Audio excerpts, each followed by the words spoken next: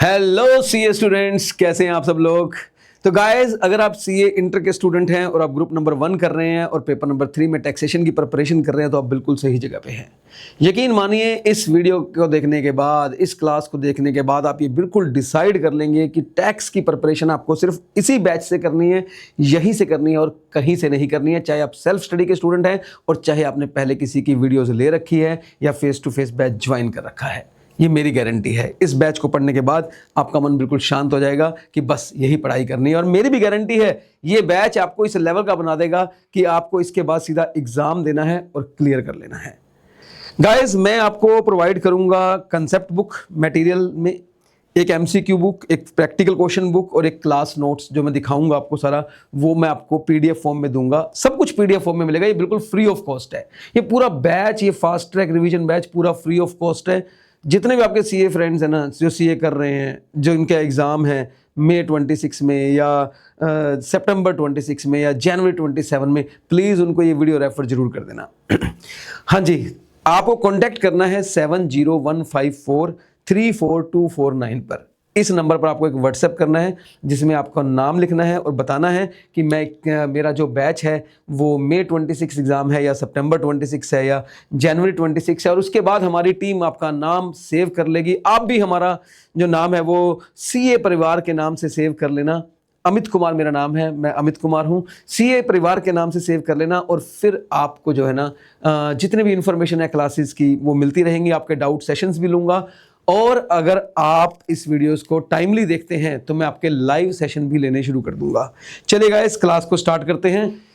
इसमें हम पढ़ने वाले हैं फाइनेंस एक्ट 2025। मैं बता दूं, जो स्टूडेंट्स हैं जिनका एग्जाम मई 26 सितंबर 26 या जैन 27 में है, उनके लिए जो एप्लीकेबल है वो फाइनेंस एक्ट 25 है, प्रीवियस ईयर 25-26 है और असेसमेंट ईयर 26-27 है। चलिए स्टार्ट करते हैं। देखो, टैक्स जो है हमारे सिलेबस में वो दो है, एक डायरेक्ट टैक्स है, एक इनडायरेक्ट टैक्स है। मैं मानता हूं कि मैं जीरो लेवल से शुरू करता हूं। चलिए, सेल्फ स्टडी वाले स्टूडेंट के हिसाब से भी चलते हैं और जो उन्होंने कोचिंग ले रखी है उनके हिसाब से भी चलते हैं। मैं ये मानता हूं कि आपको कुछ नहीं आता और आपने आज यहीं से शुरू करना है, ठीक है ना। आपने यहीं से शुरू करना है। मैं बिल्कुल जीरो लेवल से शुरू करूंगा। मैं बिल्कुल एक्सपेक्ट नहीं करूंगा आपको कुछ भी आता है, लेकिन मेरी गारंटी है आज आप जीरो लेवल पे हो, लेकिन अगली क्लास में आप जीरो लेवल पे नहीं होगे। जो आज सिखाऊंगा वो आपको आ जाएगा। थर्ड क्लास में आप जीरो लेवल पे नहीं हो, आपको फर्स्ट क्लास का भी आता होगा, सेकंड क्लास का भी आता होगा। तो फिर डायरेक्ट टैक्स शुरू करूं या इनडायरेक्ट टैक्स शुरू करूं? क्यों ना मैं इससे पहले टैक्स शुरू करूं। देखो ना, टैक्स की ही तो दो ब्रांचेस हैं, एक डायरेक्ट टैक्स और एक इनडायरेक्ट टैक्स। तो क्यों ना हम डायरेक्ट और इनडायरेक्ट की जगह टैक्स से शुरू करते हैं। पहले हम समझते हैं टैक्स क्या है, टैक्स क्यों लगता है। पहला क्वेश्चन तो ये देखते हैं कि टैक्स क्यों लगता है। देखो, बड़ा कंफ्यूजन होता है। एक होता है वाई, एक होता है व्हाट। बड़े सारे लोग ना व्हाट की तरफ भागते हैं। व्हाट इज टैक्स, टैक्स क्या है, बस यही जानने की कोशिश में लगे रहते हैं। मुझे लगता है हमें पहले यह सीखना चाहिए कि टैक्स क्यों लगता है, फिर देख लेंगे होता क्या है। जब ये पता लग जाएगा कि टैक्स क्यों लगता है, फिर ये भी देख लेंगे टैक्स होता क्या है। तो आइए सर, स्टार्ट करते हैं इंट्रोडक्शन टू टैक्स से। आज की क्लास में मैं आपको सिर्फ टैक्स के बारे में बात करूंगा। देखो सर, मेरी ना एक्सपेक्टेशंस है गवर्नमेंट से बहुत सारी, आपकी भी होंगी। मैं चाहता हूं कि हमारे बच्चों के लिए स्कूल बड़े अच्छे होने चाहिए, एजुकेशन उनके लिए प्रोवाइड होनी चाहिए। मैं चाहता हूं कि अच्छे अच्छे देश के अंदर हॉस्पिटल्स होने चाहिए। मैं चाहता हूं कि रोड, डैम, ब्रिज ये सब बना होना चाहिए, मेट्रो बनी होनी चाहिए, पब्लिक टॉयलेट बने होने चाहिए, अगर कूड़ा फेंकना हो तो डस्टबिन लगे होने चाहिए। पता नहीं कितनी सारी एक्सपेक्टेशन मेरी है गवर्नमेंट से। मतलब मैं चाहता हूं कि जो हमारी यूथ है उनको एम्प्लॉयमेंट मिलनी चाहिए और ब्ला ब्ला ब्ला ब्ला, पता नहीं कितनी सारी ऐसी मेरी एक्सपेक्टेशन है जो मैं चाहता हूं गवर्नमेंट मेरी एक्सपेक्टेशन पूरी करे। गवर्नमेंट कहती है कोई बात नहीं, अरे आपने तो हमें बनाया है, आप पब्लिक हैं, आप लोगों ने तो हमें बनाया है, आप और बताओ ना, ये तो छोटी सी लिस्ट है, और बताओ। मैंने कहा फिर वो हमारा डिफेंस भी स्ट्रांग होना चाहिए। कल को ये ट्रम्प पता नहीं क्या क्या कर रहे हैं, कोई किसी ने हमला कर दिया तो उसकी भी तैयारी। बोले और बोलो। मैंने कहा मेरी तो बहुत सारी है। बोले सब बोलो, हम आपकी सारी एक्सपेक्टेशंस पूरी करेंगे, लेकिन उसके लिए हमें पैसे चाहिए। मैंने कहा कोई बात नहीं, हम लोग 150 करोड़ है, 150 करोड़ तो होंगे हम। इस मामले में तो पॉजिटिव सोच ही सकते हैं, इस मामले में पॉजिटिव फिगर ले ही सकते हैं। 150 करोड़ तो हो ही होंगे। मैंने कहा हम 150 करोड़ लोग हैं, थोड़े थोड़े पैसे आपको दे देंगे। बोले थोड़े थोड़े क्या, हम भीख मांगेंगे आपसे? हम भीख नहीं मांगेंगे, पैसे हम लेंगे आपसे, लेकिन हक से लेंगे। पैसे एक हक से लेंगे, उसको एक नाम देंगे। मैंने क्या नाम दोगे? बोले टैक्स नाम देंगे। हम आपसे टैक्स लेंगे और टैक्स के बदले में हम आपकी ये हजारों तरह की जो एक्सपेक्टेशंस हैं ये सारी पूरी करेंगे। मैंने कहा सर जी कोई दिक्कत ही नहीं है, आप हमसे टैक्स ले लो, कोई दिक्कत नहीं है, बट ये हमारी एक्सपेक्टेशंस पूरी कर देना। तो ये था आंसर, वाई टैक्स। अगर टैक्स इसलिए लिया जाता है सो दैट गवर्नमेंट हमारी ही एक्सपेक्टेशंस को हमें पूरा करके दे सके। Now the question is what is tax. अब अगला क्वेश्चन आता है व्हाट इज टैक्स। मेरी बात सुनना, व्हाट इज टैक्स ना, जब भी मैं फेस टू फेस क्लास लेता हूं ना, मैं स्टूडेंट से पूछता हूं भाई तुम बताओ टैक्स क्या है, तुम बताओ टैक्स क्या है, तुम बताओ टैक्स क्या है। तो स्टूडेंट क्या करता है ना, वो ना हमेशा एक टैक्स पेयर के पॉइंट ऑफ व्यू से एक्सप्लेन करना शुरू कर देता है। टैक्स का मतलब एक कंपलसरी पेमेंट है, टैक्स का मतलब जो हमें सरकार को देना है, टैक्स का मतलब जो देना ही पड़ता है, ऐसे करके। अरे मैं कहता हूं भाई अगर टैक्स का मतलब देना है तो टैक्स कोई ले भी तो रहा है, अगर हम टैक्स दे रहे हैं तो कोई ले भी तो रहा है। तो मेरे ख्याल में टैक्स का मजा तब है जब हम टैक्स को दोनों पॉइंट ऑफ व्यू से डिफाइन करें, यानी कि गवर्नमेंट के पॉइंट ऑफ व्यू से भी और पब्लिक के पॉइंट ऑफ व्यू से भी। देखो अगर मैं गवर्नमेंट के पॉइंट ऑफ व्यू से बात करूं, अगर मैं गवर्नमेंट के पॉइंट ऑफ व्यू से बात करूं, सुनना मेरी बात ध्यान से, टैक्स गवर्नमेंट के लिए एक प्राइमरी सोर्स ऑफ रेवेन्यू है। मैंने प्राइमरी वर्ड यूज किया है, मैंने ये नहीं बोला tax is the only source of revenue for the government. Tax is the primary source of revenue of the government. मतलब प्राइमरी सोर्स, मेन पैसा सरकार के पास टैक्स से ही आता है। बट ऐसा नहीं है कि सरकार के पास पैसा सिर्फ टैक्स ही आता है, सरकार कुछ कुछ बिजनेस भी करती है, वो भी हमारे लिए ही करती है, मजबूरी है सरकार की। सरकार वैसे जो सरकार होती है वो बिजनेस करने के लिए नहीं होती। आप देखो ना, अगर सरकार ही बिजनेस करने लगी तो फिर वो जनता से कमाने की सोचेगी। अरे उसे तो जनता को सर्व करना है, कमाना नहीं है जनता से। अब बिजनेसमैन तो कमाता ही है, लेकिन फिर भी सरकार को कुछ बिजनेस करने पड़ते हैं। भाई अगर मुझे 200 किलोमीटर दूर जाना है और अगर सरकार कोई अरेंज नहीं करेगी तो मुझे प्राइवेट व्हीकल हायर करने पड़ेंगे, बड़े महंगे हो सकते हैं। मैं गरीब आदमी हूं, मैं कैसे जाऊंगा, सरकार ने रेलवे चला दी। मुझे अगर कोई लेटर किसी को भेजना है तो मुझे कोरियर एजेंसी की बात करनी पड़ेगी, सरकार ने पोस्ट ऑफिस खोल दिए। हाँ एक नॉमिनल सा अमाउंट सरकार ले लेती है कि चल ठीक है, वो एक कॉस्ट सी निकलती रहे उसी एंगल से। तो सरकार के जो सोर्स ऑफ रेवेन्यू है ना वो बेसिकली टैक्स है, लेकिन उसके अलावा सरकार बिजनेस भी करती है, अदर कंट्री से लोन भी ले लेती है, उससे फिर इन्वेस्ट करती है एंड ऑल। सरकार के भी थोड़े बहुत बिजनेस है। But what is the primary source of revenue? Government. Government का प्राइमरी सोर्स क्या है? टैक्स। तो आइए देखिए, from the government point of view बात करूं तो tax is the revenue for the government which is collected from the public and utilized for the purpose of the welfare of the public. अभी आपको भी पता है कि कितना utilize for the purpose of welfare of the public होता है और कितना एक्चुअली में यूटिलाइज नहीं होता है। हम इस बारे में कुछ नहीं लिखेंगे, ठीक है ना। ऐसा कुछ नहीं बोलना एग्जाम में शुरू हो जाओ कहीं वहां ये लिखना है कि tax is the primary source of the revenue of the government which is collected from the public and utilized for the purpose of the welfare of the public. That's it. Government tax क्यों लेती है? Because they have to provide health care, education, employment, infrastructure, social security and other development needs. For this government need revenue and taxation is the primary source of the revenue of the government। चलिए tax की बात करते हैं, tax payer के point of view से क्या है। Sir मेरी बात सुनना, ये पूरा बैच मैं आपको 100 घंटे से कम में खत्म कर दूंगा। डीटीबी और आईडीटीबी 100 घंटे से कम में खत्म कर दूंगा। मेरा जो रेगुलर बैच होता है दैट इज अप्रोक्सीमेटली 300 आवर्स। उसमें हम बहुत डिटेल में करते हैं, बहुत डिस्कशन करते हैं। वो मैं यहाँ नहीं कर पाऊंगा बिकॉज मुझे पता है मेरे स्टूडेंट के एग्जाम्स हैं और मुझे उन्हें एग्जाम के लिए प्रिपेयर करना है। तो गाइस लेकिन मेरी गारंटी है, फास्ट ट्रैक का मतलब जो बैच मैं आपको यूट्यूब पर दे रहा हूँ इसका मतलब ये नहीं कि इसमें कुछ कमी है। कमी कुछ भी नहीं है, थोड़ा स्पीड है, कमी कुछ भी नहीं है सर। जनता के पॉइंट ऑफ व्यू से टैक्स क्या है? सर टैक्स ना एक इमोशन है। टैक्स एक इमोशन है। मैं कहता हूं किसी भी पेमेंट में अगर 3 फीचर हो तो आप उसे टैक्स कह सकते हैं। टैक्स की कोई डेफिनेशन नहीं है। टैक्स की कोई डेफिनेशन अगर आप मुझे बोलो टैक्स मींस टाइप में, कोई डेफिनेशन नहीं है। मैं तो कहता हूं टैक्स तो एक फीचर है। अगर आप किसी को पेमेंट कर रहे हो, अगर उसमें 3 फीचर हैं तो वो टैक्स है। मैं कहता हूं अगर आप मेरा रेगुलर बैच ज्वाइन करते हो और आप उसके लिए मुझे पेमेंट करते हो, इज इट टैक्स? क्या आपने टैक्स भरा? बोलोगे नो नो सर ये तो टैक्स नहीं है। इसका मतलब आपको कुछ कुछ नॉलेज है कि क्या फीचर हो सकते हैं। किसी प्राइवेट पर्सन को प्राइवेट सर्विसेज लेने के बदले में जो पैसे दिए वो तो टैक्स नहीं हो सकता। स्टूडेंट कहता है बिल्कुल ठीक है सर, बताओ फीचर कौन कौन से हैं। सर टैक्स के 3 फीचर हैं। Number 1 compulsory payment. अगर ये आपके ऊपर एप्लीकेबल है तो आपको करना पड़ेगा। ये कोई वॉलंटरी डोनेशन या कोई कॉन्ट्रीब्यूशन नहीं है, ये एक compulsory payment to the government है। ये एक कंपल्सरी पेमेंट है जो आपको गवर्नमेंट को करनी पड़ेगी। It is made under an act. Government जो आपसे पैसा लेगी, ये जो कंपल्सरी पेमेंट लेगी, ये एक किसी एक्ट के अंदर लेगी। ऐसे नहीं कि गन दिखा के ले लेगी। कंपल्सरी है तो देना पड़ेगा, लेकिन गन दिखा के नहीं, एक्ट दिखाकर लीगलाइज करके लेगी। तीसरा है टू सपोर्ट द नेशन। ये तीसरा फीचर बड़ा इंपॉर्टेंट है। बस ये तीसरा फीचर ही वो फीचर है जिसकी वजह से आप किसी पेमेंट को टैक्स डिसाइड करते हो। देखो मैं आपको 3 एग्जाम्पल दूंगा।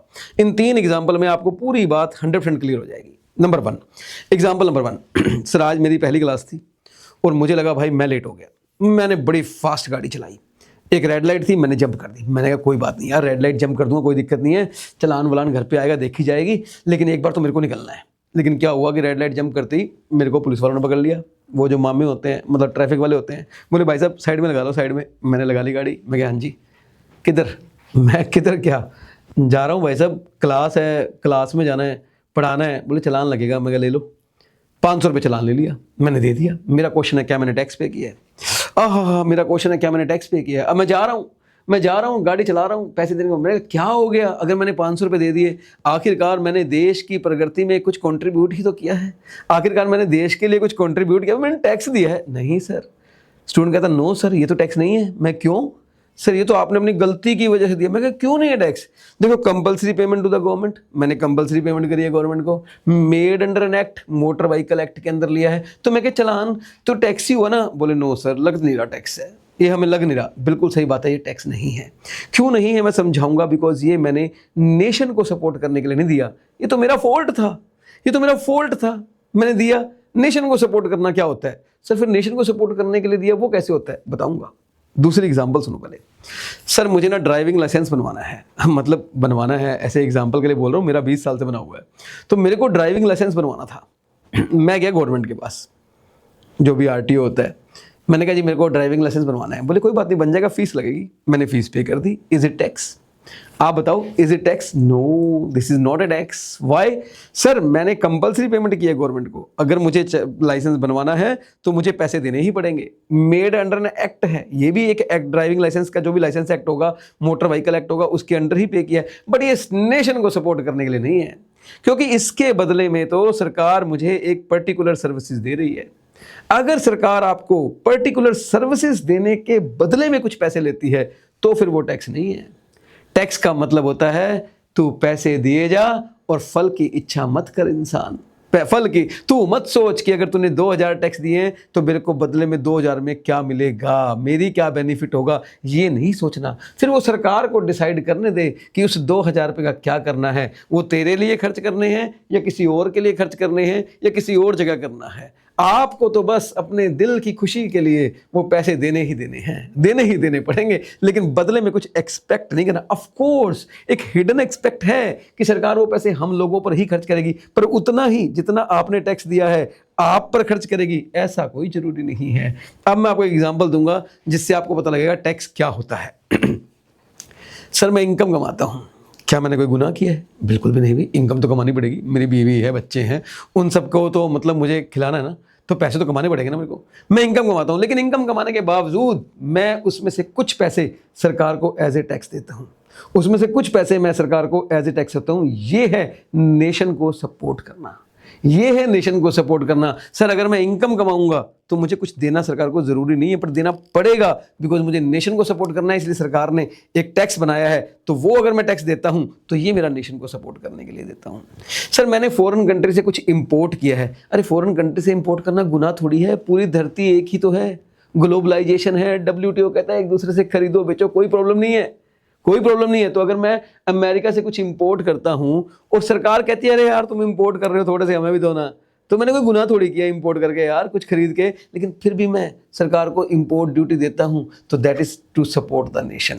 अगर मैं कुछ सेल करता हूं तो सेल करना कोई गुनाह थोड़ी है, सेल तो करनी चाहिए, लोगों को माल तो बेचना ही पड़ता है, लेकिन फिर भी मैं उसके ऊपर GST सरकार को देता हूं, तो that is called that sale tax या GST जो भी देता हूं, that is called to support the nation. अगर मैं इंडिया में कुछ मैन्युफैक्चरिंग करता हूं तो मुझे उसके ऊपर एक्साइज ड्यूटी देनी पड़ती है। आप बताइए, मैन्युफैक्चरिंग करना कोई गुनाह थोड़ी है, मैं तो कोई रॉ मटेरियल को प्रोसेस करके फिनिश गुड्स बना रहा हूँ, कोई गुनाह थोड़ी कर रहा हूँ, लेकिन मैं उसके बावजूद अपनी मतलब कुछ मुझे उसमें से एक्साइज ड्यूटी के नाम का देना पड़ता है। That is called to support the nation. Sir tax का कोई नाम नहीं है, टैक्स का मतलब वो नहीं जिसके साथ टैक्स लिखा हो, टैक्स का मतलब वो जिसमें ये तीन फीचर हो, compulsory payment to the government, made under an act, to support the nation. आप इसे टैक्स भी कह सकते हैं, आप इसे ड्यूटी भी कह सकते हैं, आप इसे सरचार्ज भी कह सकते हैं, आप इसे सेस भी कह सकते हैं, कोई भी नाम हो सकता है। अगर आपने वो नेशन को सपोर्ट करने के लिए किसी एक्ट के अंदर गवर्नमेंट को कंपल्सरी पेमेंट किया है तो दैट इज कॉल्ड टैक्स।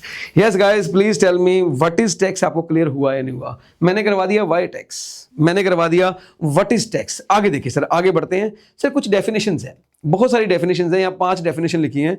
ये देखो, वैसे एग्जाम में कभी जनरली ये क्वेश्चन आता नहीं व्हाट इज टैक्स, पर मैं कह रहा हूँ जो हम लोग पढ़ रहे हैं, सीए क्लासेस को पढ़ रहे हैं, unexpected is expected and expected is unexpected. CA का फॉर्मूला है अनएक्सपेक्टेड इज एक्सपेक्टेड। जो आपको लगता है नहीं आएगा वो जरूर आएगा, और जो आपको लगता है पक्का आएगा वो नहीं आएगा। मैं बता रहा हूँ unexpected is expected and expected is unexpected. तो आपको लगता है सर ये थोड़ी ना क्वेश्चन आएगा व्हाट इज टैक्स, तो पेपर में कुछ भी आ सकता है भाई साहब, यहाँ कुछ भी हो सकता है।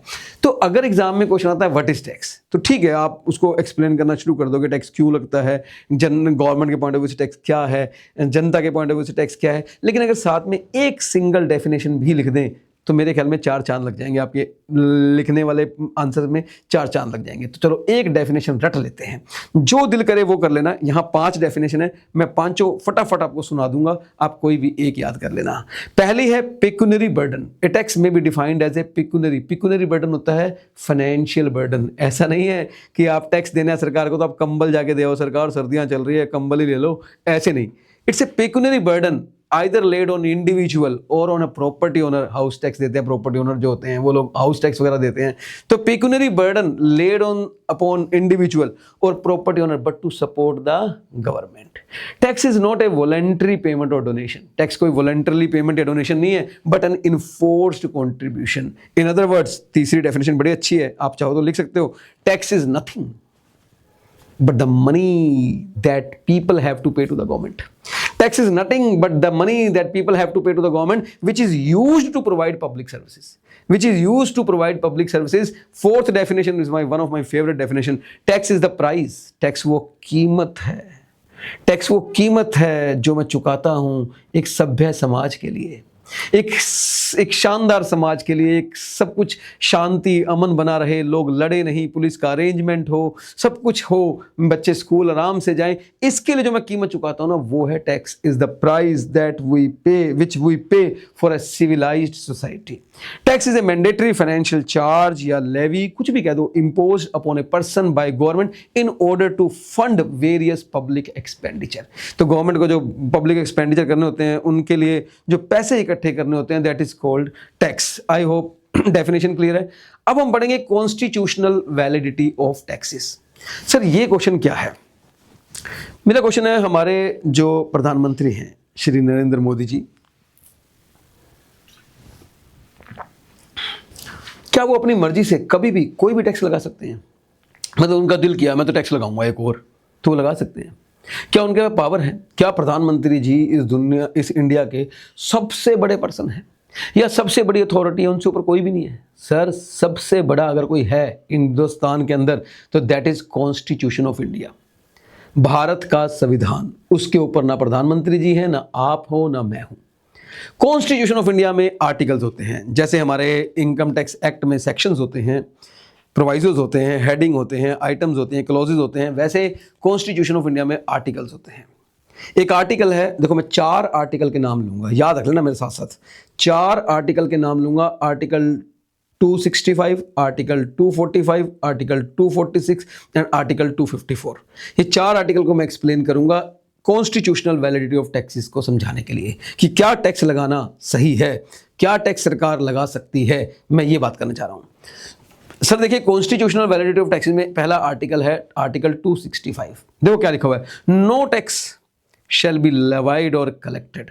ना तो कोई सरकार आपसे टैक्स लगा सकती है और ना वसूल सकती है। No tax shall be levied और collected except by authority of law, except by authority of law. अगर लॉ ऑथराइज करेगा, अगर लॉ ऑथराइज करेगा तो सरकार जो है ना वो टैक्स लगा भी सकती है और वसूल भी सकती है, और लॉ ऑथराइज करता है बाय वे ऑफ एक्ट।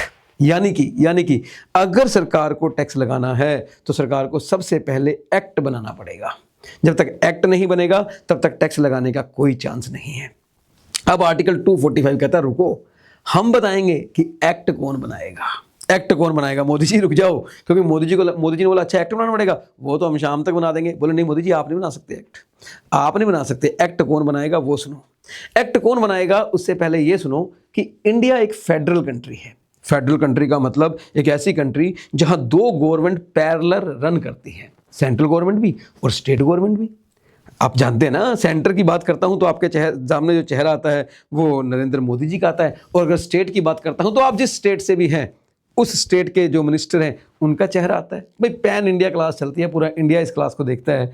तो अगर आप यूपी से हैं तो आदित्य योगीनाथ जी आपके सामने आएंगे, अगर आप पंजाब से हैं तो भगवंत मान जी आपके सामने आएंगे, अगर आप दिल्ली से हैं तो श्रीमती रेखा गुप्ता आपके सामने आएंगी। यस, तो हमारी इंडियन जो कंट्री है, इंडिया कंट्री जो है वो दो गवर्नमेंट है, फेडरल गवर्नमेंट है, central as well as state. Central जो है वो मोदी जी रन करते हैं, पूरा देश को चलाते हैं। स्टेट अपना अपना देखती है। पैसे की जरूरत किसको है? पैसे की जरूरत दोनों को है। पैसे की जरूरत सेंट्रल को भी है और पैसे की जरूरत स्टेट को भी है। अगर मैं पैसे की जरूरत बात करूं सेंट्रल की, तो मोदी जी को पैसे की जरूरत है तो मोदी जी टैक्स लगाएंगे। मोदी जी को टैक्स लगाना है तो उन्हें एक्ट बनवाना पड़ेगा। आर्टिकल 245 यही कहता है कि अगर एक्ट सेंटर के लिए बनवाना है, यानी कि होल ऑफ इंडिया के लिए बनवाना है, तो पार्लियामेंट बनाएगी। एक्ट कौन बनाएगा? पार्लियामेंट। और अगर एक्ट पर्टिकुलर स्टेट के लिए बनाना है, श्रीमती रेखा गुप्ता को कोई टैक्स लगाना है और उसके लिए उन्हें कोई एक्ट बनाना है, तो जो टैक्स है वो एक्ट जो है वो स्टेट लेजिस्लेचर बनाएंगे। तो गाइस आर्टिकल 265 कहता है कि कोई भी सरकार ना टैक्स लगा सकती है और ना टैक्स वसूल सकती है जब तक कि एक्ट नहीं बनाया जाएगा। आर्टिकल 245 कहता है कि अगर सेंटर को टैक्स लगाना है और एक्ट बनवाना है तो पार्लियामेंट बनाएगी, और पर्टिकुलर स्टेट को अगर एक्ट बनवाना है तो लेजिस्लेचर ऑफ स्टेट या स्टेट लेजिस्लेचर जो है वो एक्ट बनाएगा। अब नेक्स्ट आर्टिकल आता है सर जी आपके सामने, जो नेक्स्ट आर्टिकल है दैट इज आर्टिकल 246। आर्टिकल 246 ये बड़ा इंपॉर्टेंट आर्टिकल है सर, ये बड़ा इंपॉर्टेंट आर्टिकल है। आर्टिकल 246 क्या कहता है, मेरी बात सुनना। आर्टिकल 246 मैं लिख देता हूं, आपको साथ साथ समझ में आएगा। आर्टिकल 246 सर देखो, ये तो तय हो गया कि अगर सेंटर को टैक्स लगाना है और उन्हें उसके लिए एक्ट बनाना है तो पार्लियामेंट की मदद ली जाएगी, और अगर स्टेट को टैक्स लगाना है और उसके लिए एक्ट बनाना है तो लेजिस्लेचर ऑफ स्टेट की मदद ली जाएगी। सर क्वेश्चन ये आया कि अगर मान लो इनकम टैक्स है और वो सेंटर कहती है हम बनाएंगे, हमें लगाना है इनकम टैक्स, तो पूरे देश की जनता से जो इनकम टैक्स है वो हम लेंगे। स्टेट कहती है नहीं जी, इनकम टैक्स तो हम लगाएंगे, इनकम टैक्स आप हमें लगाने दो, हम बनाएंगे एक्ट, हम अपने लेजिस्लेचर ऑफ स्टेट से बनवा लेंगे, स्टेट गवर्नमेंट लिया करेगी। मुद्दा यह है कि कौन सा टैक्स सेंटर लेगी और कौन सा टैक्स स्टेट लेगी। कॉन्स्टिट्यूशन ऑफ इंडिया जो था वो बी.आर. अंबेडकर जी ने 1949 में बनाया था। 26 जनवरी 1950 में ये लागू हो गया था। बी.आर. अंबेडकर जी उस समय जानते थे कि ये झगड़ा जरूर होने वाला है, क्योंकि एक फेडरल कंट्री है तो सेंट्रल बोलेगी कि ये वाला टैक्स तो हम लगाएंगे, स्टेट बोलेगी ये वाला टैक्स तो हम लगाएंगे। बी.आर. अंबेडकर जी ने कहा कि ये हम ही डिसाइड कर देते हैं कि कौन से टैक्सेस सेंटर के हैं और कौन से टैक्सेस स्टेट के हैं। बोले ठीक है जी, कर दो, आप डिसाइड कर दो, कोई दिक्कत नहीं है। तो बी.आर. अंबेडकर जी ने क्या किया, एक कॉन्स्टिट्यूशन ऑफ इंडिया में आर्टिकल 246 लिखा, जिसमें एक 7 शेड्यूल बनाया, और उस 7 शेड्यूल में 3 लिस्टें बना दी। List number 1 union list, list number 2 state list and list number 3 concurrent list. और उन्होंने बोला कि मैं यूनियन लिस्ट में जिन जिन मैटर को लिखूंगा, जिन जिन टैक्सेस के नाम लिखूंगा वो सेंटर के, मैं स्टेट लिस्ट में जिन जिन मैटर के नाम लिखूंगा वो स्टेट गवर्नमेंट के, और जो मैं सेंटर में यूनियन लिस्ट में लिखूंगा उसके ऊपर एक्सक्लूसिव पावर सेंटर के पास रहेगी। मतलब स्टेट उसमें कोई इंटरफेरेंस नहीं करेगी। बड़ा इंपॉर्टेंट है, जब मैं जीएसटी पे आऊंगा तब आपको ये बात काम आएगी सुन के, कि जो मैं यूनियन लिस्ट में लिखूंगा पावर सेंटर के पास रहेगी। सिर्फ पावर नहीं रहेगी, एक्सक्लूसिव पावर रहेगी, स्टेट गवर्नमेंट कोई इंटरफेरेंस नहीं करेगी। और अगर मैं स्टेट लिस्ट में कोई मैटर लिखूंगा तो वो स्टेट गवर्नमेंट के पास पावर रहेगी और स्टेट गवर्नमेंट के पास एक्सक्लूसिव पावर होगी, सेंट्रल गवर्नमेंट कोई इंटरफेरेंस नहीं करेगी। सर एक थर्ड लिस्ट भी है। थर्ड लिस्ट का नाम है कॉन्करेंट लिस्ट। हालांकि ये जो कॉन्करेंट लिस्ट है ना, इसको मैं कहता हूं नॉन टैक्सेशन लिस्ट। ये जो थर्ड लिस्ट है दैट इज कॉन्करेंट लिस्ट है, इसको मैं कहता हूं non taxation list. Non taxation list का मतलब होता है, नॉन टैक्सेशन लिस्ट का मतलब है इसमें कोई टैक्सेशन का मैटर नहीं है।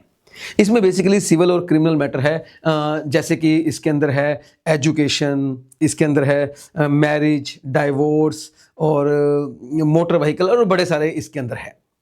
तो पहले मैं इसी लिस्ट की बात करता हूं। सर कॉन्करेंट लिस्ट जो होती है ना, कॉन्करेंट लिस्ट, उसमें जो मैटर होते हैं, उन मैटर पर जो टैक्स बनता है, उन मैटर पर जो एक्ट बनता है, वो सेंट्रल और स्टेट दोनों बनाते हैं, लेकिन अपना अपना। सेंट्रल अपना बनाएगी और स्टेट अपना बनाएगी। जैसे मैं अगर एग्जाम्पल के लिए बोलूँ एजुकेशन, अगर मैं एग्जाम्पल के लिए बोलूँ एजुकेशन, तो एजुकेशन जो है ना, एजुकेशन का मैटर है, उसके देखो उसके ऊपर ना, उसके ऊपर एजुकेशन की अगर मैं बात करूं तो एजुकेशन के ऊपर आप बताओ, सेंट्रल गवर्नमेंट अपना लॉ बनाएगी और स्टेट गवर्नमेंट अपना लॉ बनाएगी। आपको पता ही है, सेंट्रल बोर्ड सीबीएसई बनाती है, central board of secondary education, और स्टेट गवर्नमेंट अपना बनाती है, जैसे पंजाब स्कूल एजुकेशन बोर्ड। मैं पंजाब से पढ़ा हुआ हूँ, I belong from Punjab, Chandigarh से मैं पढ़ा हुआ हूँ, तो पंजाब स्कूल एजुकेशन बोर्ड बनाती है, ठीक है ना। ये सीबीएसई बनाती है, ये अपना जैसे यूपी बोर्ड है, हरियाणा बोर्ड है, लेकिन साइमल्टेनियसली पूरी कंट्री में एक सीबीएसई भी चलता है। तो वो कौन बनाता है? वो सेंटर बनाती है, वो सेंटर बनाती है। तो इसमें दोनों गवर्नमेंट बनाती है, लेकिन अपना अपना। लेकिन लेकिन लेकिन अगर इन फ्यूचर सेंट्रल गवर्नमेंट के लॉ में और स्टेट गवर्नमेंट के लॉ में आपस में कोई क्लैश हो जाए, क्लैश अगर क्लैश हो जाए, तो एक आर्टिकल 254 है, और वो ये कहता है फिर सेंट्रल गवर्नमेंट का जो लॉ है ना, वो प्रवेल करेगा। फिर सेंट्रल गवर्नमेंट का लॉ जो है ना, वो प्रवेल करेगा। I hope this one is clear, I hope this one is clear. तो कॉन्करेंट लिस्ट हमारे काम की नहीं है, एक नॉन टैक्सेशन लिस्ट है, जिसमें दोनों गवर्नमेंट के पास पावर है लॉ बनवाने की। सेंटर और स्टेट अपना अपना लॉ बनाएंगी, और आर्टिकल 254 बीच में आता है, जो कह रहा है कि अगर क्लैश होता है तो सिर्फ सेंट्रल का ही प्रवेल करेगा। अब आप बात करते हैं यूनियन लिस्ट की। यूनियन लिस्ट में central government has the power, central government has the exclusive power कि वो टैक्स लगाएंगे। हाँ, लेवी और कलेक्ट सेंटर करेगी, लेकिन इसके लिए एक्ट तो उन्हें पार्लियामेंट से बनवाना पड़ेगा। आर्टिकल 245 कहता है पार्लियामेंट बनाएगी। पार्लियामेंट एक्ट बनाने के बाद क्या करती है, उसकी जो पावर होती है वो डेलीगेट कर देती है सेंट्रल गवर्नमेंट को for the purpose of levy and collection. Parliament कहती है देखो जी, हमने एक्ट बना दिया, हमने एक्ट बना दिया, लोकसभा राज्यसभा सबसे पास करवा के, प्रेसिडेंट से साइन करवा के हमने एक्ट बना दिया। अब आप ये पकड़ो एक्ट और जनता पे लगाओ, जनता से वसूलो, आपके पास फुल पावर है, फुल पावर है। तो देखिए सर, यहाँ पे लिखा है एंट्री नंबर 82। मैं बताऊं इस एंट्री नंबर 82 का मतलब क्या है। सर ये आपको याद करना है एंट्री नंबर्स, ये एंट्री नंबर आपको याद करना है। यूनियन लिस्ट की पहली एंट्री डिस्कस करने जा रहा हूं, that is 82। Sir entry number 82 का मतलब है, जैसे एक लिस्ट नहीं होती, एक लिस्ट होती है, लिस्ट। जब आप, अरे मेरा मतलब जब कोई लिस्ट बनाते हो तो आप सीरियल नंबर नहीं लिखते 1 2 3 4, वैसे ही समझ लो आप, एंट्री नंबर वैसे ही समझ लो। 82 नंबर पे इन्होंने लिखा था इनकम टैक्स, 82 नंबर पे इन्होंने लिखा था इनकम टैक्स। तो भाई एक बात बताओ, जो इनकम टैक्स लगाने की पावर है वो किसके पास आ गई? सेंट्रल गवर्नमेंट के पास आ गई। उसके ऊपर वसूलने की पावर किसके पास आ गई? सेंट्रल। अब स्टेट गवर्नमेंट ये नहीं कह सकती कि इनकम टैक्स हम लगाएंगे। हाँ, अगर अम्बेडकर जी अलाउ करेंगे तो लगा सकते हैं, कॉन्स्टिट्यूशन में लिखेंगे, वरना नहीं कह सकती। तो देखो इसका फाइनल क्या हुआ, फाइनल क्या हुआ वो दिखाता हूं आपको, देखना मेरे साथ। टैक्स, पहले मैं इनकम टैक्स की बात करूंगा। टैक्स ऑन एग्रीकल्चरल इनकम, आप लेफ्ट हैंड साइड के एरो पे जाइए। अगर एग्रीकल्चरल इनकम पे टैक्स लगाना है तो पावर एंट्री नंबर 82 में नहीं है। फिर इसके लिए एंट्री नंबर 46 बनाई गई है स्टेट लिस्ट में। यानी कि जिस इनकम टैक्स की बात मैं कर रहा था, जो एंट्री नंबर 82 था यूनियन लिस्ट का, वो है income other then agricultural income. अगर कोई इनकम है जो अदर देन एग्रीकल्चरल इनकम है, अब मैं आपको पढ़ाता हूं, मैं पैसे कमाता हूं, मेरी इनकम होती है। अब ये मेरी इनकम पर जो टैक्स लगेगा ना, वो आएगा राइट हैंड साइड वाले पे, यानी कि income other then agricultural income पर, और ये entry number 82 of union list में लिखी है, यानी कि मेरा जो टैक्स है वो सेंट्रल गवर्नमेंट के पास जाएगा। हाँ, अगर कोई एग्रीकल्चरल इनकम है तो उसके ऊपर भी इनकम टैक्स लगेगा, लेकिन उसको फिर स्टेट गवर्नमेंट लगाएगी, उसको फिर स्टेट गवर्नमेंट लगाएगी। एंट्री नंबर 46 में उनके पास पावर है। लेकिन मैं एक बात बता दूं आपको, ये पावर ना स्टेट गवर्नमेंट को दी तो है, लेकिन आज भी कोई भी स्टेट गवर्नमेंट ये लगाती नहीं है। एग्रीकल्चरल इनकम के ऊपर जो टैक्स है वो कोई भी स्टेट गवर्नमेंट लगाती नहीं है सर, लगाती नहीं है। हमारे देश में किसानों की हालत वैसे ही बड़ी खराब है, तो कोई भी स्टेट गवर्नमेंट में इतना दम नहीं है कि वो सरकार के मतलब जनता के साथ पंगा ले सके।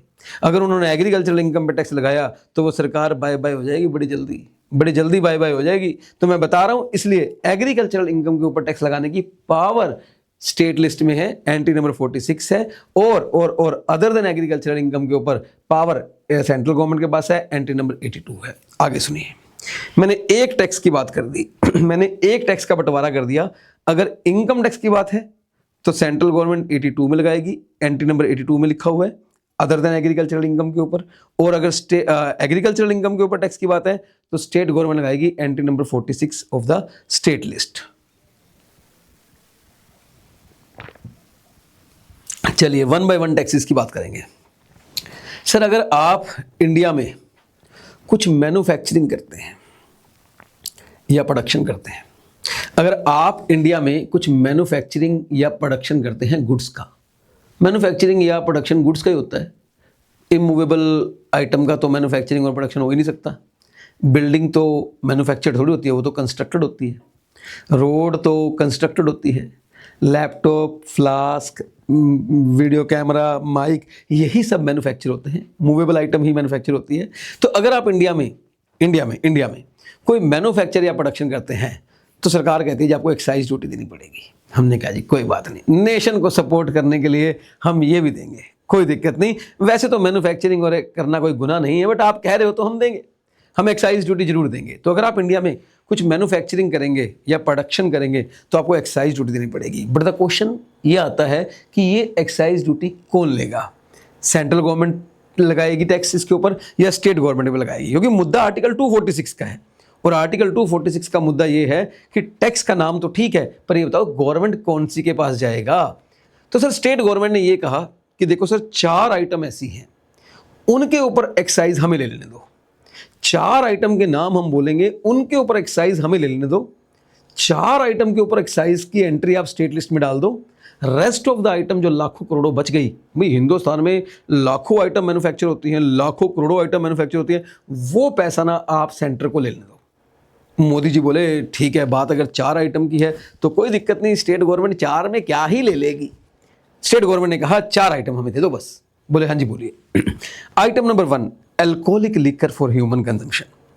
शराब, whisky, wine, vodka, gin, tequila, ये बड़े सारे मतलब होते हैं, बियर, ये जो बड़ी सारी मिलती है, जो लिकर अल्कोहलिक लिकर ये मिलती है, वो वाली अल्कोहलिक लिकर की बात कर रहा हूँ मैं, जो ठेके पे मिलती है उसकी बात कर रहा हूँ। अल्कोहलिक लिकर तो मेडिसिन में भी डलती है, मैं उसकी बात नहीं कर रहा, वो तो सेंटर को ही दे दो। अल्कोहलिक लिकर तो टॉयलेटरी प्रिपरेशन जैसे हार्पिक वगैरह होता है उनमें भी डलती है थोड़ी सी, वो तो आप सेंटर को ही दे दो। हमें तो वो वाली लिकर पर एक्साइज दे दो जो ठेके पे मिलती है। अल्कोहलिक लिकर तो वो आफ्टर शेव होता है ना, जो बॉयज़ शेव करने के बाद आफ्टर शेव लगाते हैं, ठंडा लगता है, उसमें भी एक तरह की लिकर होती है, वो आप सेंटर को दे दो। हमें तो सिर्फ उस वाली लिकर पे चाहिए जिसमें नशा होता है, जिसे पीने के बाद आदमी झूम जाता है, जिसे पीने के लिए ठेके पर शराब लेके आनी पड़ती है। भाई मैं बताऊं, लिकर एक ऐसा बिजनेस है जिसमें कभी रिसेशन आने के चांस नहीं है। कोरोना से अगर मुक्ति मिली, कोरोना के टाइम पे अगर देश की इकॉनमी को किसी ने उठाया तो वो लिकर था। अरे सैनिटाइजर में भी लिकर ही था, लेकिन सैनिटाइजर सेंटर का है, भाई सैनिटाइजर सेंटर का है। लेकिन मेरी बात सुनो, कोरोना में अगर किसी ने इकॉनमी उठाई है तो वो लिकर था। लिकर भैया, लिकर एक ऐसा प्रोडक्ट है जो फेल हो गया वो भी वही मिलता है, जो पास हो गया वो भी मिलता है, जिसकी सेटिंग है वो भी वही मिलता है, जिसका ब्रेकअप, जब मैं ब्रेकअप का नाम बोलता हूँ ना तो आधे स्टूडेंट तो वैसे ही डिसअपॉइंट होते, कह रहे सर कहाँ याद दिलवा रहे हो यार, बड़ी मुश्किल से तो इस प्रोफेशन में काम करने की कोशिश कर रहे हैं, आप कहाँ फंसा रहे हो। चलो लिकर की बात कर लेते हैं, अगर किसी का सेटिंग है तो भी वो मिलता है, किसी का ब्रेकअप है तो भी मिलता है। 4 दोस्त होते ना, आप देखना 3 दोस्त उस चौथे के साथ हमेशा सेम बात करते हैं। वो कहता है आज मैं बड़ा खुश हूँ, कहते हैं शाम को बैठते हैं। आज मैं बड़ा दुखी हूँ, शाम को बैठते हैं। यार मेरे वाली छोड़ गई, शाम को बैठते हैं। अब मैं क्या करूँ, चल शाम को बैठते हैं। भाई साहब, एक ऐसा प्रोडक्ट है alcoholic liquor for human consumption, जिसके ऊपर लाखों करोड़ों का जो रेवेन्यू मिलता है, लाखों करोड़ों रुपए का रेवेन्यू आता है। इतना ज़्यादा मतलब भाई कंटेंट से बिकता है यार, कंटेंट से बिकता है। एडवर्टीजमेंट की ज़रूरत नहीं होती इसके अंदर। जिसने एक बार पी लिया फिर वो झूमता ही रहता है, अगले दिन याद करता है कि कब मिलेगा दोबारा। कंटेंट से बिकने वाला प्रोडक्ट है। तो भाई स्टेट गवर्नमेंट एक तो बाजी मार गए, बड़ा तगड़े वाला प्रोडक्ट ले गए, that is alcoholic liquor for human consumption. इसके अलावा ओपियम यानी कि अफीम, इंडियन हेम्प यानी कि भांग, वो जो होली पे वो जय जय शिव शंकर वो ठंडाई में लोग पी लेते हैं ना और फिर जय जय शिव शंकर गाते हैं, दैट इज कॉल्ड भांग, तो वो इंडियन हेम्प हो गया। नैरकोटिक्स एंड ड्रग्स, चरस, गांजा, हीरोइन, वो वाली हीरोइन नहीं चरस, गांजा, हीरोइन होता है वो। तो भाई सेंटर बोली जी अब हमारे पास तो बचा ही क्या, असली पैसे तो ले गए। अम्बेडकर जी ने कहा नहीं नहीं नहीं, अदर गुड्स तुम्हारी है, इसके अलावा लाखों करोड़ों, अरे लाखों करोड़ों में बचा ही क्या है, लाइटें, पंखे, इनकी मैन्युफैक्चरिंग पे कमाएंगे क्या हम, इनसे क्या मिलने वाला है। लीकर तो वो ले गए, लीकर का ही तो असली मसला था, लीकर का है। तो स्टेट गवर्नमेंट ने कहा अभी हमने एक आइटम ली नहीं है, अभी हमने 4 ली, अगर 5 लिख लेते तो आपकी बैंड बच जाती। सेंटर ने बोला अच्छा 5वीं कौन सी है जो हमें मिल गई, बोले वो है टबैको। टबैको टबैको टबैको, बीड़ी, सिगरेट, सिगार, जर्दा, गुटखा, चैनी खैनी, चैन से मजा लो, ये सब तो हमने गिनी नहीं मेरे भाई, ये सब तो हमने काउंट ही नहीं किया, तो कैसी बातें कर रहे हैं, ऐश करो। तो बेसिकली टबैको और रेस्ट ऑफ द गुड्स जो है वो आ गई सेंटर के हिस्से में। तो एक्साइज ड्यूटी, एक्साइज ड्यूटी में आर्टिकल 246 कहता है कि 4 आइटम की जो एक्साइज ड्यूटी है वो स्टेट लिस्ट में लिखी गई है, entry number 51, entry number 51 of the state list, और रेस्ट ऑफ द आइटम जितनी भी है यानी कि सेंट्रल एक्साइज ड्यूटी जिसके ऊपर लगेगी वो लिखा गया है एंट्री नंबर 84। तो गाइस मैंने आपको एंट्री नंबर 82 करवा दिया है इनकम टैक्स, और correspondingly entry number 46 of the state list that is income tax on agricultural income करवा दिया है। मैंने आपको entry number 84 central excise duty करवा दिया है, और दूसरी तरफ मैंने entry number 51 state excise duty on the 4 item करवा दिया है। जीएसटी के टाइम पे बहुत काम आएगा क्योंकि ये सब टैक्सेस खत्म हो गए, मर्ज हुए हैं जीएसटी में, तो आपको देखना पड़ेगा पहले सेंटर के थे और अब कैसे होते हैं, इसलिए बड़ा काम आएगा। क्लास बड़ी इंपॉर्टेंट है, मिस मत करना। अब मेरे आगे बात सुनो, नेक्स्ट है कस्टम ड्यूटी। चलिए मैं कस्टम ड्यूटी की बात करता हूँ। सुनो सुनो सर, अगर मैं फॉरेन कंट्री से इंडिया में कुछ इंपोर्ट करता हूँ तो मुझे उसके ऊपर इंपोर्ट ड्यूटी देनी पड़ती है। देखो सर, मैं ना अभी थोड़ा सा फास्ट ट्रैक से भी फास्ट ट्रैक के बैच में हूँ। अगर मैं इसको रेगुलर बैच में लेता तो मैं आपको बना बना के दिखाता, आराम आराम से नोट्स बनवाता, आपके हाथ से बनवाता, लेकिन अभी मेरे पास इतना टाइम नहीं है क्योंकि जो स्टूडेंट्स हैं ना वो सब मई में एग्ज़ाम देने वाले हैं, और ये सीए के लिए है, सीएस और सीएमए के लिए बैच नहीं है। सीएस और सीएमए के लिए अगर आपको क्लासेस लेनी है तो मेरा दूसरे चैनल है, सीएस का अलग, सीएमए का अलग, बिल्कुल उस पर बिल्कुल अलग क्लास है। मैं हर क्लास में सीए बोलता हूँ, उधर सीएस बोलता हूँ, उधर सीएमए बोलता हूँ। भाई बैच बिल्कुल सेपरेट है, बिल्कुल सेपरेट है। एक मतलब ये नहीं कि सेम बैच ही सीए वालों को, सेम सीएस सीएम सीए वालों को, ऐसा नहीं है। तो मेरी बात सुनो मेरी बात सुनो, अगर आप फॉरेन कंट्री से कुछ गुड्स इंपोर्ट करते हो तो उसके ऊपर आपको एक टैक्स देना पड़ता है जिसका नाम है इंपोर्ट ड्यूटी, और अगर आप फॉरेन कंट्री में कुछ गुड्स एक्सपोर्ट करते हो मतलब भेजते हो तो उसके ऊपर आपको टैक्स देना पड़ता है एक्सपोर्ट ड्यूटी। हालांकि एक्सपोर्ट ड्यूटी ज़्यादा नहीं लगती, उसके पीछे का रीज़न है, डेस्टिनेशन प्रिंसिपल होता है, वो बाद में समझाऊंगा, लेकिन एक्सपोर्ट ड्यूटी नहीं लगती। लेकिन कुछ item, few items are still there in India जिनके एक्सपोर्ट पर हम एक्सपोर्ट ड्यूटी लेते हैं। एनीवेज, इससे कोई फर्क नहीं पड़ता कि इंपोर्ट करने पर इंपोर्ट ड्यूटी लगती है और एक्सपोर्ट करने पर एक्सपोर्ट ड्यूटी लगती है। इन दोनों को कंबाइंड बोलते हैं कस्टम ड्यूटी, इन दोनों को कंबाइंड बोलते हैं। ये भी इंपॉर्टेंट नहीं है, इंपॉर्टेंट ये है कि ये कस्टम ड्यूटी कौन सी लिस्ट में है। Sir the list is entry number 83, that is the union list, और उसमें लिखा हुआ है कस्टम ड्यूटी, उसमें लिखा हुआ है क्या। और आप बताओ ना, इंटरनेशनल मैटर है, आपको क्या लगता है स्टेट के हाथ में देना चाहिए सेंटर के हाथ में? बोलो बोलो बोलो, इंटरनेशनल मैटर है, आपको क्या लगता है स्टेट के हाथ में देना चाहिए सेंटर के हाथ में? स्टूडेंट कहता है ऑफ कोर्स सेंटर के हाथ में देना चाहिए, तो that is entry number 83, that is sorry entry number 83। तो मैंने आपको एंट्री 82 करवा दी, that is income tax, tax on income other than agriculture income. मैंने एंट्री 83 करवा दी, दैट इज कस्टम ड्यूटी। मैंने एंट्री नंबर 84 करवा दी, that is central excise duty. उधर मैंने एंट्री नंबर 46 करवा दी, that is taxes on agricultural income. मैंने एंट्री नंबर 51 करवा दी, that is state excise duty on the alcoholic liquor for human consumption, opium, Indian hemp and other narcotic and drugs. ठीक है, अब मैं चलता हूँ नेक्स्ट पॉइंट पर, एक और टैक्स की बात कर रहा हूँ। ये बड़ा मजेदार टैक्स है सर, ये वाला जो अब मैं बात करने जा रहा हूँ ना, ये वाला बड़े मजेदार टैक्स है सर। अब मेरे टैक्स का नाम है सर सेल्स टैक्स। अगर मैं सेल्स टैक्स की बात करूँ सर, तो सेल्स टैक्स जो है ना, सरकार कहती है this is completely to the state government. Please मेरे साथ देखना, थोड़ा सा टाइम लूंगा इसमें, हल्का सा। State tax is completely, sale tax is completely to the state government. तो भाई स्टेट गवर्नमेंट जी आपका है, टेंशन मत लो, ये हम सेंटर को नहीं देंगे। देखो सर, अगर मैं सेल्स की बात करूं तो सेल्स दो तरह की होती है, ठीक है। एक होती है intra state sale. Intra state sale होता है within the same state, ठीक है ना। एक होता है इंटर स्टेट सेल। अब बड़े मजेदार है, अब सुनते हैं ना। देखो थोड़ा सा स्पीड में रखूंगा यार, थोड़ा सा स्पीड में रखूंगा, थोड़ा सा फोकस करना। इंट्रा स्टेट सेल का मतलब होता है विद इन सेम स्टेट, और इंटर स्टेट सेल होती है बेसिकली बिटवीन टू स्टेट्स। अच्छा आप बताओ international match between one state और बिटवीन वन नेशन और टू नेशन।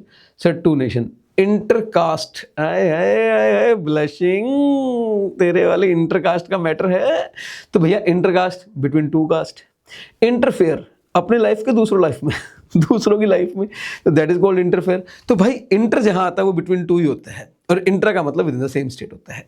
जैसे मान लीजिए किसी सेलर जो है वो दिल्ली का है, मान लीजिए सेलर दिल्ली का है और जो बायर है वो भी दिल्ली का है, ठीक है। अब इन दोनों के बीच में सेल हुई। क्वेश्चन ये नहीं कि इन दोनों के बीच में सेल हुई तो उसके ऊपर सेल टैक्स लगेगा, बिल्कुल लगेगा। इसके ऊपर सेल के ऊपर वैट लगेगा। सेल टैक्स को ना वैट कहते हैं, पहले किसी जमाने में इसको एलएसटी कहते थे, यानी कि लोकल सेल टैक्स। मैटर ये नहीं है, कंफ्यूजन ये नहीं है कि इसको सेल टैक्स कहते हैं, कंफ्यूजन नहीं है स्टेट को मिलेगा या सेंटर को। और सर अभी तो उन्होंने बताया स्टेट को मिलेगा, हाँ ये तुमने बता ही दिया कि ये तो स्टेट को मिलेगा, ये तो उन्होंने बता ही दिया, ये भी कंफ्यूजन नहीं है स्टेट को मिलेगा। मेरा क्वेश्चन है कौन सी स्टेट को मिलेगा। बच्चे कहते सर इसमें क्या कंफ्यूजन है, जब दिल्ली दिल्ली है दोनों तरफ, जब दिल्ली दिल्ली है दोनों तरफ, सेलर भी दिल्ली का है बायर भी दिल्ली का है, तो दिल्ली को ही मिलेगा। हाँ ये बिल्कुल सही बात है। यानी कि अगर मैं सेल टैक्स की बात करूं, और उसमें मैं इंट्रा स्टेट सेल की बात करूं, ध्यान देना, अगर मैं सेल टैक्स की बात करूं और उसमें मैं इंट्रा स्टेट सेल की बात करूं तो कोई कंफ्यूजन नहीं है, दिल्ली गवर्नमेंट को पैसा जाएगा। अगर दिल्ली से दिल्ली के बीच में वैट, इसकी एंट्री नंबर ना, point is entry number 54 of the state list, 54 of the state list.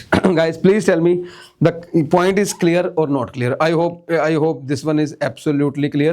अब मैं चलता हूं इंटरस्टेट सेल। भाई ये आप मेरे साथ जरूर समझ लेना, क्योंकि यहां थोड़ा सा टाइम मैं लगा सकता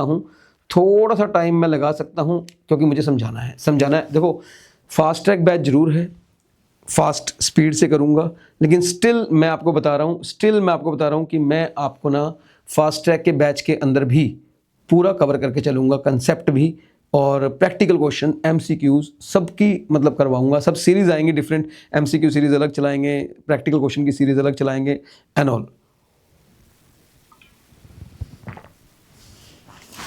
इंटरस्टेट सेल सुनिए सर, मान लीजिए ये सेलर है और ये दिल्ली का सेलर है, ये दिल्ली गवर्नमेंट है। प्लीज ध्यान देना, थोड़ा सा टाइम लूंगा इसमें। ये दिल्ली गवर्नमेंट है, ये बायर है, ये पंजाब का है, और ये मान लीजिए पंजाब गवर्नमेंट है। दिल्ली के सेलर ने पंजाब के बायर को सेल करी 100 रुपये की, साथ में टैक्स चार्ज कर लिया 10 रुपये, मान लो 10 रुपये चार्ज कर लिया, टोटल आ गया 110।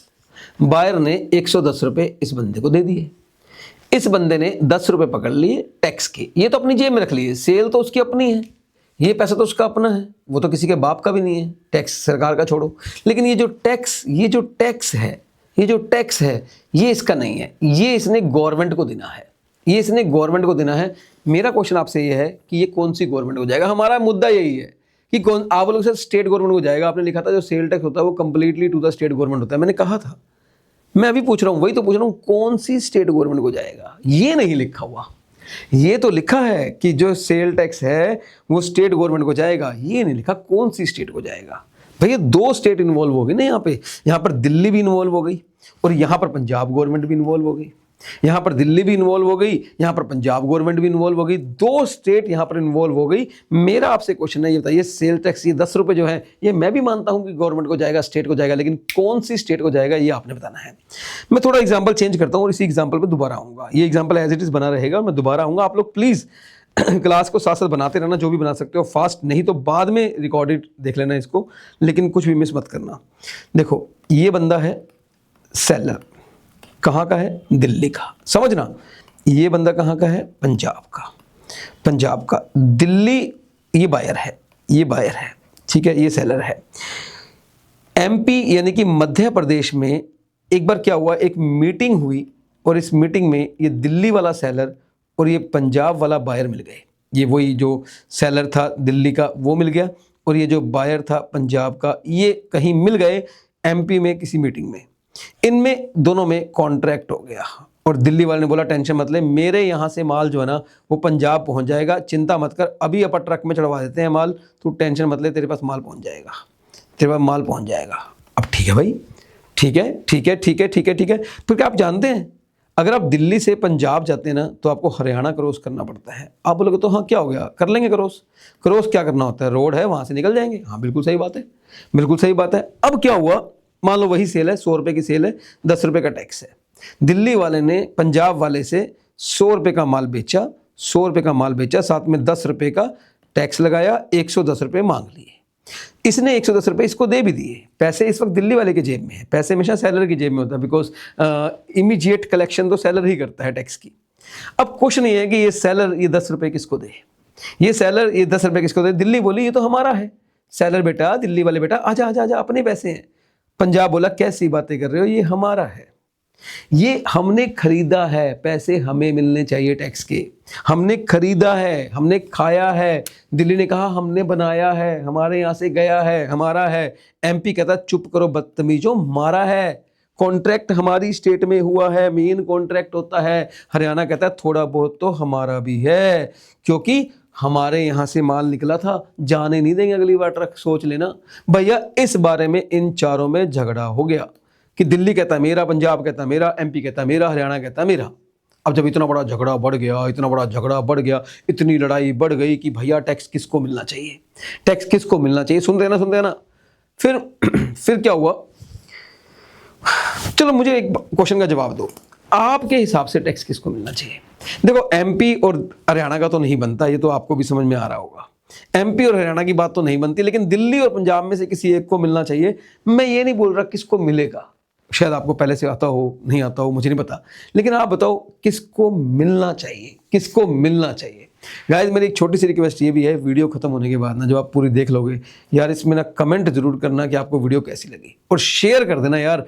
आप लोग ना इतने सारे व्हाट्सएप ग्रुप में हो, सीए के इतने सारे व्हाट्सएप ग्रुप में हो, तो आप इतना तो कर ही सकते हो कि हर व्हाट्सएप ग्रुप में हमारा नंबर ऐड करवा दो, सो दैट हम अपनी वहाँ पर बता सकें कि हमारी नेक्स्ट क्लास का बिल्कुल फ्री ऑफ कॉस्ट क्लास है यार। पूरा बैच यूट्यूब का मई 26 के लिए फ्री देने वाला हूँ। कितना मज़ा आने वाला है और अब कोई फेल नहीं होने वाला।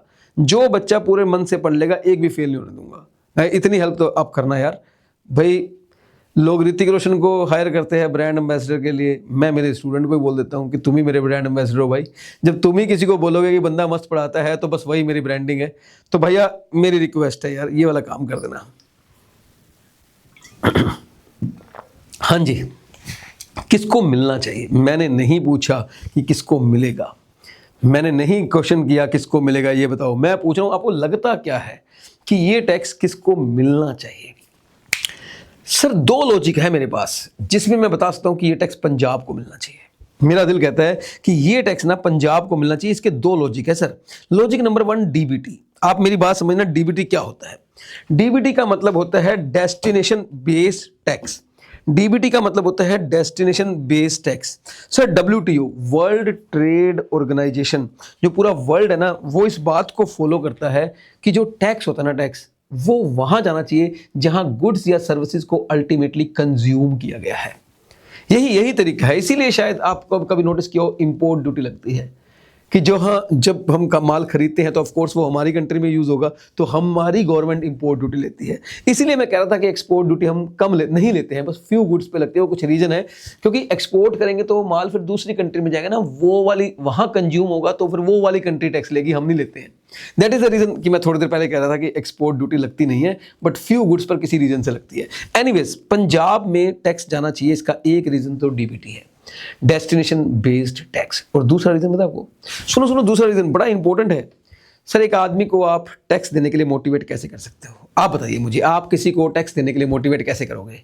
भाई तू आज टैक्स देगा तो कल तेरे टैक्स के पैसों से ही तो देश का कल्याण होगा। कल तेरे पैसे से ही तो और कल को डायरेक्टली या इनडायरेक्टली कल को इन पैसों की बारिश तेरे ऊपर ही तो होगी। अरे अगर हम टैक्स देंगे तो फिर हमें ही तो सुख सुविधाएं सरकार देगी। बिल्कुल सही बात है। एक आदमी टैक्स इसीलिए देता है, नेशन को सपोर्ट करते हैं हम, यही लालच में करते हैं कल को हमारा ही तो फायदा है, हम पब्लिक का ही तो सुख सुविधाएं मिलेंगी। तो एक पंजाब को, अब क्योंकि ये स्टेट मैटर है, दो स्टेट के बीच बात चल रही है, तो एक पंजाब वाला जब टैक्स देगा तो क्या उसके मन में नहीं आएगा यार आज मैं टैक्स दूंगा तो कल को पंजाब की रोड अच्छी हो जाएंगी, पंजाब का इंफ्रास्ट्रक्चर अच्छा हो जाएगा। या वो ये सोचेगा कि टैक्स तो मैं पंजाब वाला दे रहा हूं पर कोई बात नहीं, दिल्ली चमक जाए, दिल्ली चमक जाए। क्यों चमके दिल्ली, चमकेगा पंजाब हमारा अगर पंजाब वाला टैक्स दे रहा है। तो भाई मेरा लॉजिक तो यही कहता है कि जो टैक्स है वो पंजाब को ही देना चाहिए, पंजाब के पास जाना चाहिए। तो ये बंदा क्या किया, आप सुनते जाओ कहानी सुनते जाओ। ये बंदा पैसे लेकर पंजाब गवर्नमेंट के पास चला गया, बोला जी मैं आपका एक बंदा है पंजाब का बायर, वो मेरे पास आया था, 10 रुपये उसने मुझे टैक्स दिए, वो मैं आपको देने आया हूँ। पंजाब गवर्नमेंट ने कहा ये मोस्ट वेलकम जी, बैठो बैठो, कोई बंदा पैसे देने आया है, लेने थोड़ी आया, बिठाओ बिठाओ। बोले ठीक है जी टैक्स तो हम आपसे ले लेंगे पर एक छोटी सी रिक्वेस्ट है। दिल्ली वाले ने कहा बताओ जी क्या रिक्वेस्ट है। बोले आपको ना हमारे यहाँ रजिस्ट्रेशन करवानी पड़ेगी वो सेल टैक्स में। बोला आपका दिमाग खराब है, मैं भाई साहब जी दिल्ली में ऑलरेडी रजिस्टर्ड हूँ। बोले भाई साहब आप दिल्ली में रजिस्टर्ड हो गए, हमें मतलब नहीं है, जो बंदा हमें टैक्स देगा हम किसी अनरजिस्टर्ड पर्सन से कैसे टैक्स ले लें। आप हमारे यहाँ तो रजिस्टर्ड नहीं हो ना, हमारे लिए तो आप अनरजिस्टर्ड हो, अनरजिस्टर्ड पर्सन को भी टैक्स देते हैं। अरे सर कैसी बात कर रहे हो, आपको रजिस्ट्रेशन करनी पड़ेगी। बोला मुझे पंजाब में रजिस्ट्रेशन करनी पड़ेगी। बोले रजिस्ट्रेशन नहीं, उसके बाद आपको रिटर्न भी फाइल करनी पड़ेगी, उसके बाद आपको टैक्स भी पे करना पड़ेगा, उसके बाद आपको अदर कंप्लायंसेस भी फॉलो करने पड़ेंगे। दिल्ली वाला बंदा थोड़ा डर गया, इसने दिमाग में एक बात सोची, आज तो मैंने माल सिर्फ पंजाब वाले को बेचा है पर मेरी जिंदगी का एम तो ये है कि Punjab, Haryana, MP, UP, Himachal, Uttarakhand, India के हर स्टेट से मेरा माल बिके, हर स्टेट में मेरा माल जाए। तो फिर क्या मुझे हर स्टेट में रजिस्ट्रेशन करनी पड़ेगी, हर स्टेट की रिटर्न भरनी पड़ेगी, हर स्टेट का कंप्लायंसेस करने पड़ेंगे, हर स्टेट में पेमेंट करनी पड़ेगी। अरे मैं तो मर जाऊंगा भाई, मैं बिजनेस करने आया हूं, मैं बिजनेस करने आया हूं या रजिस्ट्रेशन ही करवाने आया हूं। तो ये रोने लग गया, ये जोर जोर से रोने लगा, मैं तो लुट गया, मैं तो बर्बाद हो गया, मैं तो क्या करूं, मैं क्या करूं। ये मैटर अब मोदी जी के सामने आ गया, ये मैटर मोदी जी के सामने आ गया। मोदी जी बोले, ये चारों स्टेट बोली सर हमें मिलना चाहिए टैक्स, लेकिन क्वेश्चन ये है पंजाब को मिलता है तो दिल्ली वाला रोता है। वो कहता मैं क्या, रोने का लॉजिक समझो, ये नहीं कि पंजाब को मिल गया, ये लॉजिक नहीं है। लॉजिक ये है कि अगर पंजाब को मिलेगा तो पंजाब में उस बंदे को रजिस्ट्रेशन करवानी पड़ेगी, और अगर वो 31 स्टेट में माल बेचेगा तो क्या वो 31 स्टेट में रजिस्ट्रेशन करवाएगा। एमपी हरियाणा तो अभी भी बीच में रो रहे हैं कि कॉन्ट्रैक्ट हमारे यहाँ हुआ था, हरियाणा कहता जी हमारी रोड से निकला था। मोदी जी बोले रुको मैं डिसाइड करूंगा।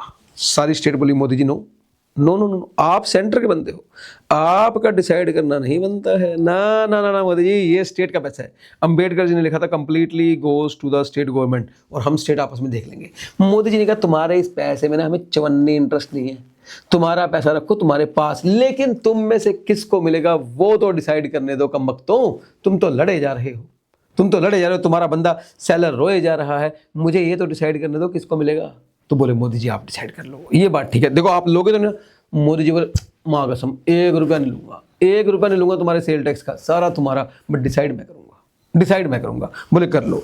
मोदी जी बोले फिर डिसाइड करने के लिए हमें इसके ऊपर लॉ बनाना पड़ेगा, हमें लॉ बनाना पड़ेगा। पहली बात, हम इस टैक्स का नाम रखेंगे सेंट्रल सेल्स टैक्स। उन्होंने बोला अरे मोदी जी सेंट्रल क्यों रख रहे हो, अरे नाम ही तो है, हम लिख देंगे तुम्हें मिलेगा पैसा, चिंता मत कर। तो गाइस जो 2 स्टेट के बीच में टैक्स लगता है ना उसका नाम होता है CST, यानी कि सेंट्रल सेल्स टैक्स। अब मेरी बात सुनो, मोदी जी कहते हैं यानी कि इसके ऊपर जो लॉ है ना वो हम पार्लियामेंट से बनवाएंगे, इसलिए इसकी एंट्री जो है ना वो हमें यूनियन लिस्ट में लिखनी पड़ेगी, entry number 92A of union list. Entry number 92A of union list, वहां पर इसकी एंट्री लिखी गई, और उसमें इन्होंने लिखा, ये लॉ इन्होंने पार्लियामेंट से बनवाया, और उसमें इन्होंने लिखा कि जो लेवी है वो तो सेंट्रल गवर्नमेंट ही करेगी, लेकिन जो कलेक्ट है, जो पैसा कलेक्ट होगा और रिटेन जो रखेगा वो स्टेट गवर्नमेंट रखेगी। क्वेश्चन कह रहे वो तो ठीक है, कौन सी स्टेट रखेगी वो तो बताओ। मेन तो क्वेश्चन अभी वही है कि सेल टैक्स में 2 स्टेट हैं इंटर स्टेट में, दिल्ली और पंजाब, हरियाणा, MP, कौन सी स्टेट रखेगी। तो फिर मोदी जी ने बोला स्टेट वो वाली रखेगी from state from where movement of goods commences. State from where movement of goods commences, जहां से माल चलेगा, जहां से माल चलेगा उसी स्टेट को जाएगा सीएसटी। एक स्टूडेंट कहता दिल्ली, मैंने कहा इस एग्जाम्पल में दिल्ली, बोला इस एग्जाम्पल में मतलब, मैंने कहा मेरी एक बात बता, अगर ये माल दिल्ली में ना होता और राजस्थान में होता, मतलब बंदा दिल्ली का है, सेलर दिल्ली का है, लेकिन गोडाउन राजस्थान में है और माल राजस्थान में पड़ा है, कॉन्ट्रैक्ट एमपी में हुआ है, दिल्ली और पंजाब वाले का हुआ है, और दिल्ली वाले ने बोला माल मैं पहुंचाऊंगा तेरे पास, लेकिन आएगा राजस्थान से, उसे क्या मतलब कहाँ से आएगा, कहीं से भी आ जाए, पंजाब वाले को तो माल चाहिए, राजस्थान से माल चल रहा है सर, सीएसटी राजस्थान को जाएगा। State from where the movement of goods commences, जहां से गुड्स का मूवमेंट कमेंस होगा ना, उसी स्टेट को मिलेगा। इसलिए फिर ये जो फंड था ना कि ये पैसा पंजाब स्टेट को जाएगा, ये कैंसिल हो गया। डीबीटी नहीं लगा का मतलब, डीबीटी नहीं गर्दन उड़ गई, डीबीटी नहीं लगा का मतलब जो टैक्स है वो दिल्ली गवर्नमेंट को जाएगा इस एग्जांपल में, and that is called OBT मतलब ओरिजिन बेस्ड टैक्स। सर मैं आपको बता दूं, हिंदुस्तान में जितने भी टैक्सेस हैं वो सारे डीबीटी हैं। एक सेंट्रल सेल टैक्स था, सीएसटी जो था ना, सिर्फ एक एक्स्ट्रा टैक्स था जो ओबीटी था, यानी कि ओरिजिन बेस्ड टैक्स था। यानी कि ओबीटी का मतलब जहां से माल चलेगा उसी स्टेट को मिलेगा, ना कि वहां जहां माल कंज्यूम होगा। आई होप गाइज आपको सेल टैक्स कंप्लीट हो गया। अब आप एक बार देखो कॉन्स्टिट्यूशन ऑफ इंडिया का 7 शेड्यूल, जिसमें 3 लिस्टें हैं हमारे पास, that is union list, state list और कॉन्करेंट लिस्ट। सेंट्रल गवर्नमेंट में 82 है, इनकम टैक्स 83 है, कस्टम ड्यूटी 84 है, एक्साइज यानी कि सेंट्रल एक्साइज 92 है, सीएसटी, हालांकि ये सीएसटी यूनियन लिस्ट में है, बट इसका पैसा सिर्फ और सिर्फ सेंट्रल को नहीं, मतलब सिर्फ और सिर्फ स्टेट को मिलेगा और वही रखेगी। Entry number 92C service tax. एक और टैक्स का नाम सुन ही लो, फिर पूरे टैक्सेस कंप्लीट हो जाएंगे। एक टैक्स का नाम है सर्विस टैक्स। हालांकि ये टैक्स आज इंडिया से पूरी तरह खत्म हो गया है, आज इंडिया में सर्विस टैक्स नाम की कोई चीज़ नहीं है।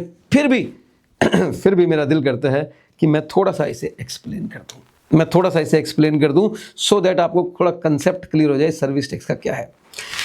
सर इन द ईयर 1994 में जब हमारे कांग्रेस की सरकार थी, तो उस टाइम जो फाइनेंस मिनिस्टर थे ना, that is the best economist, यानी कि मतलब most popular economist doctor Manmohan Singh थे। लेट डॉक्टर मनमोहन सिंह, आज तो नहीं है वो, हाँ वो एक अच्छे प्रधानमंत्री रहे, नहीं रहे मुझे इसके बारे में नहीं पता, उसके बारे में क्रिटिसिज्म हुआ भी था, लेकिन मैं उस बारे में नहीं जाऊंगा। लेकिन फाइनेंस मिनिस्टर के रूप में उनसे बेहतर फाइनेंस मिनिस्टर आज तक कोई नहीं आया। He was the best finance minister. उन्होंने पहली बार 1994 में सर्विस टैक्स को इंट्रोड्यूस किया था। उन्होंने कहा कि कोई रीज़न नहीं है सर्विस टैक्स ना लगाने का। जिस तरह गुड्स की सेल के ऊपर वैट और एक्साइज लगते हैं, गुड्स की सेल पर मतलब गुड्स के ऊपर एक्साइज और वैट नाम के 2 टैक्सेस लग सकते हैं, उसी तरह अगर हम सर्विसेज की बात करें तो सर्विस के ऊपर सर्विस टैक्स लगना भी बनता है, सर्विसेज के ऊपर सर्विस टैक्स लगना भी बनता है। तो उन्होंने बोला कि अगर कोई सर्विसेज प्रोवाइड करेगा तो हम उसके ऊपर सर्विस टैक्स लगाएंगे। इनिशियली 1994 में उन्होंने 3 सर्विसेज के ऊपर सर्विस टैक्स लगाना स्टार्ट किया था, लेकिन धीरे धीरे टाइम के साथ 118 सर्विसेज ऐसी हो गई जिनके ऊपर सर्विस टैक्स लगा करता था, 118 सर्विसेज। और धीरे और टाइम पासिंग के साथ एक नेगेटिव लिस्ट बना दी उन्होंने, जिसमें 25-30 सर्विसेज के नाम थे कि इनको छोड़कर हिंदुस्तान में जितनी भी तरह की सर्विसेज प्रोवाइड की जाएंगी उन सब पर सर्विस टैक्स लगेगा। सर्विस टैक्स से इतना मोटा रेवेन्यू आया करता था, लेकिन वो तो बाद में जब जीएसटी आया तो सर्विस टैक्स खत्म हो गया, पूरी तरह से खत्म हो गया, सर्विस टैक्स का नामो निशान खत्म हो गया। लेकिन हाँ, ये टैक्स कभी था और ये आया था आपका entry number 92C and 97। 2 entry मैंने जानबूझ के लिखी है। एक्चुअली 97 जो है ना, 97 एक रेजिडरी एंट्री है। रेजिडरी एंट्री का मतलब होता है ब्लैंक एंट्री। जब भी सरकारों को नया लॉ बनाना होना तो वो इस एंट्री का यूज़ कर सकते हैं यूनियन लिस्ट के अंदर ऑफ यूनियन लिस्ट। तो सर्विस टैक्स को लाया तो 92C के थ्रू था, लेकिन 92C जो वर्किंग कंडीशन में नहीं थी, वो वर्क नहीं कर रही थी, इन्होंने 97 के अंदर सर्विस टैक्स को डाला। तो मैं हमेशा बोलता हूँ सर्विस टैक्स जो है ना वो 92C एंड 97 इकट्ठा बोल सकते हो आप, 92C एंड 97।